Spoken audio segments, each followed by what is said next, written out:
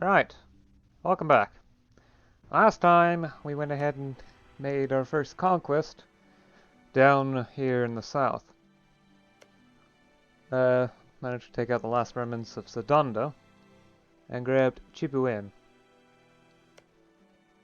Right now I'm waiting for Safala to start fabricating claims up here. I'm personally open to wait until stuff happens. Hopefully Lundu will start to weaken as their economy begins to buckle. For the simple reason that they're almost 100% tribal. So I'm sure they're not getting much money for themselves. For their economy.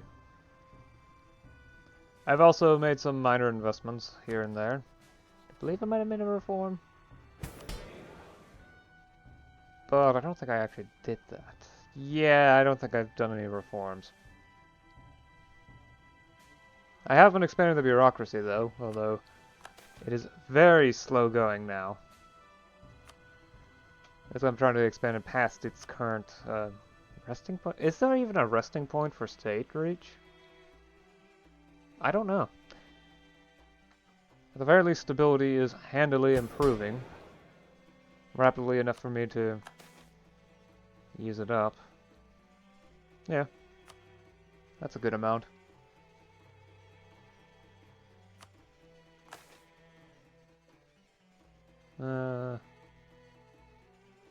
You know what? Sure, why not?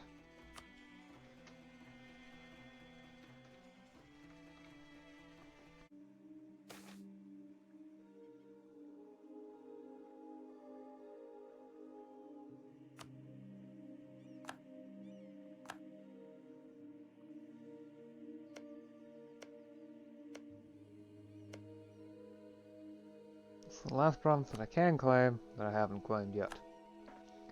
Theoretically, I could claim more if I had this territory, because there's still this sea, but beyond that, no. I don't even know most of the territory anyway. In order to be able to discover it, I would have to walk into it while at war, and that takes a while. Or steal maps, but I don't have the technology level for that, because it requires tech level 17, I only have tech level 10, or get exploration ideas, which requires Diplotech 11 or 23. I would have to look it up to see exactly what it is. Let's see here. The wiki.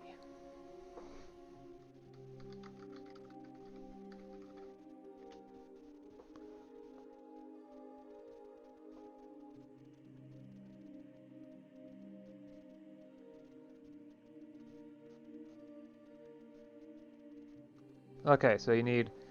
Okay. Exploration requires... Well, you have to have the commercialization. Then you need either... and you also need 1,500 naval materials cap at least. Then, either the third naval idea, and Diplotech 11 or 10 before 1420, or you need Diplotech 23 and 50 naval force limit. I'll probably grab the naval idea group. That depends on where it is. Okay, so it's a military idea group. Okay. Is there anything else I can do to support the leads?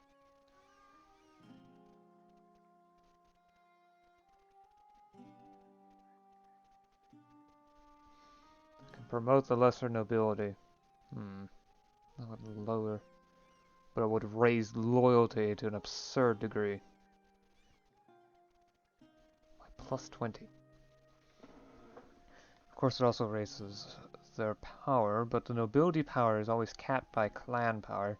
And it looks like they've already capped each other. Well, nobility powers already looks like it's capped, so promoting lesser nobility would not raise power anyway. Besides, I've already done something like, where is it? Noble marriage, yeah, which raises their power by a slight amount. So, doing that and promoting the lesser nobility will raise their loyalty to the point where I think I can actually go through with a reform without causing myself too much damage. At least in loyalty. I mean, look, they're at 80% now. Right. Enforce rural governance.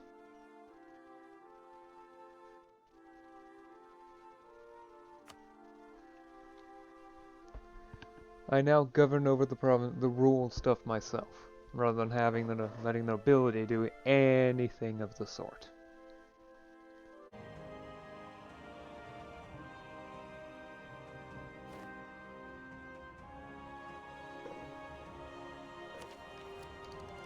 Ah yes, the next idea.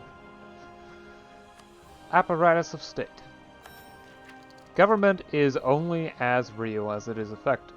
A law unenforced is no law at all, and any state worth its salt will have many laws, necessitating a versatile army of executors, a veritable army of executors, versatile, there's the word that comes into place, versatile and competent enough to be arranged in whatever way gets the job done. Advisor costs minus 20%. That'll certainly make them cheaper.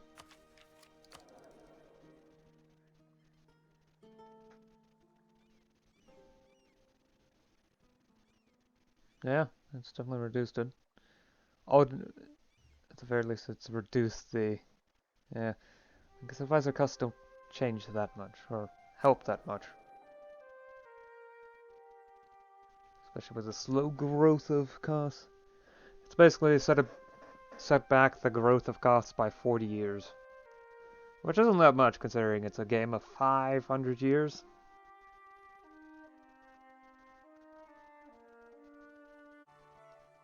Okay, select just this province, and then check the infrastructure construction. There it is. Okay. Great. Design project. Infrastructure. Harborage.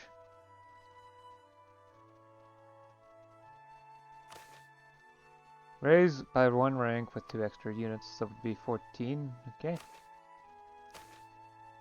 That would not cost much at all. In fact, I could theoretically pay for it right now.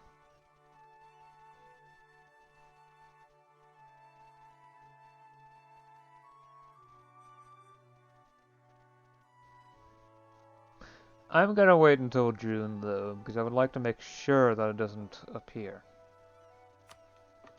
Well, okay, that's not entirely what I mean. What I mean is I don't want the auto investor to go spending money on accident that I don't actually have. Just to be 100% sure, I'll wait until June. I don't know when the auto investor fires. I don't remember when. I think this year might actually be the year, though. So I might not have enough money by then, because it will reduce my treasury by 30%. I may need to wait another year or so.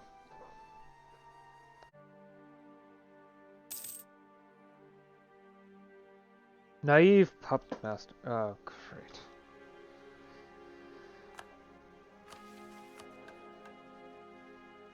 Seriously. This person likes to manipulate people without fully understanding the consequences. Joy! That's a really bad modifier. Especially with stability reduction. The calm helps suppress that somewhat, but it's already handling the free thinker modifier, so... Joy! It can't get better than this, can it?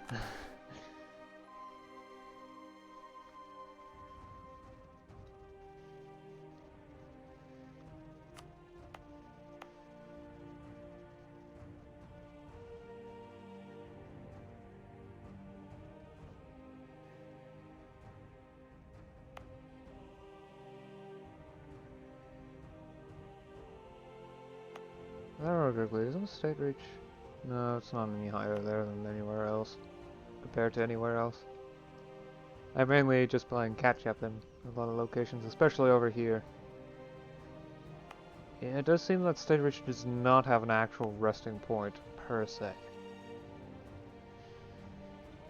Right, so I need to make sure that state reach slowly increases, and make sure it doesn't reduce.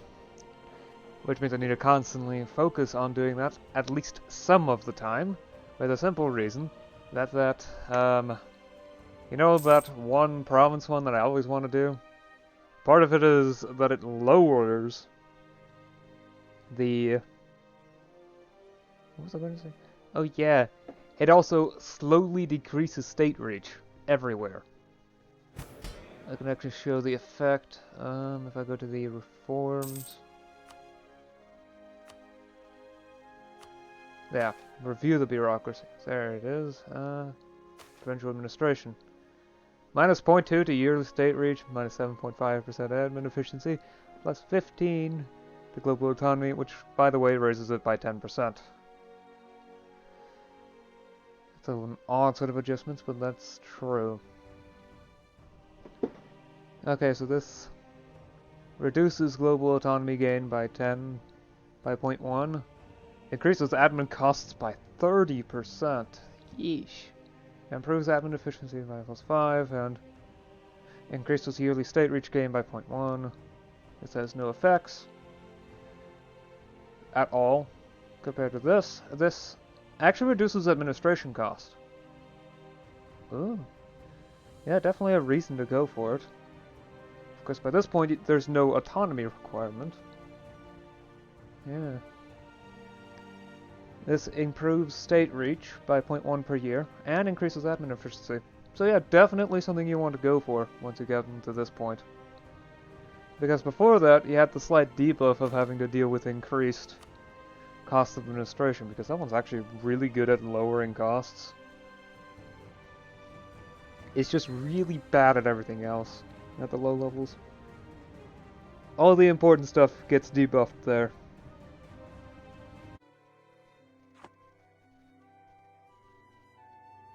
Oh, now I can see what's up here. Ah. Intelligence has spread. Oh, now I can start sending trade along. I still don't know which node does it per se. Okay, it's the Concord node. But I don't know the location of the node, so it's not like I can do much about it. I mean, theoretically, I could go up here and start shifting it to the Red Sea, and then have that shift down here. Trade with India would honestly be quite a boon for the economy, because they've got a huge amount of, well, productivity in general. I'm sure goods will be incredibly cheap down there. I mean, there's local prices for everything, but that should actually help with defining how cheap or how expensive it is. For example, food prices over there are lower. So, theoretically, if enough, I could buy cheaper food from over there. By the way, the number in parentheses, so the first number, the one in yellow, is cost. Price per unit, while the smaller one in parentheses is probably changed since last year. Of course, I would have to find a way to do these side by side if I really wanted to.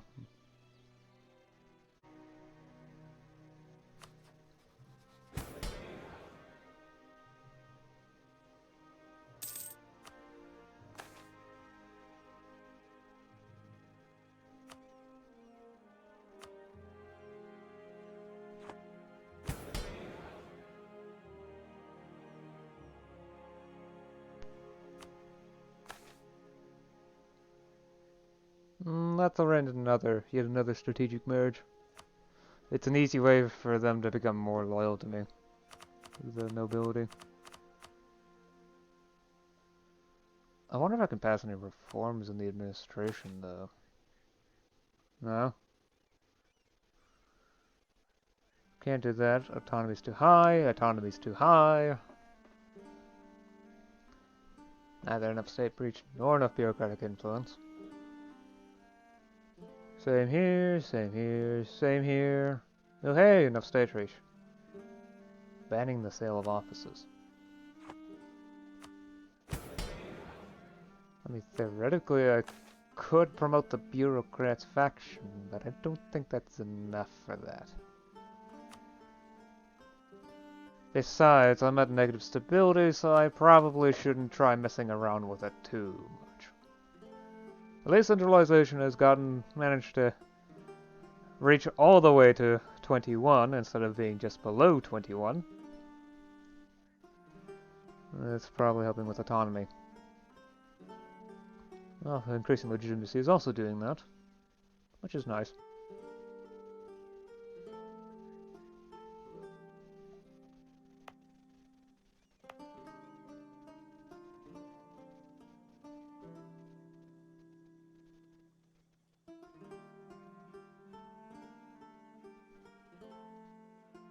Reactionary warlord, Tanga Califimo. Oh, wait. Basimba?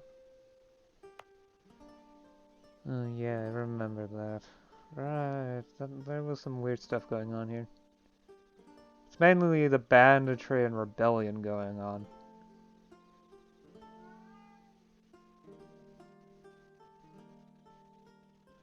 Rebellion. Possibly from lack of diversions. Okay, so... Treatment represents the perception of the people within the province regarding the care and support for a given issue, whether it be the welfare of masses, diversions of the few, specific concern of a given elite, concern determines the level of care of elites for a given issue, influencing their loyalty to the realm and thus their willingness to raise their levies in rebellion. The masses may very well cause unrest on their own, whether it be banditry from starvation or outright separatist rebellion.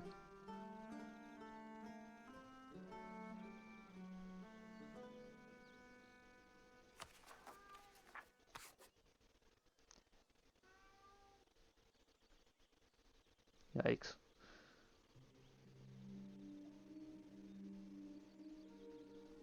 Well, at least they're doing decently well. It's at 5.1.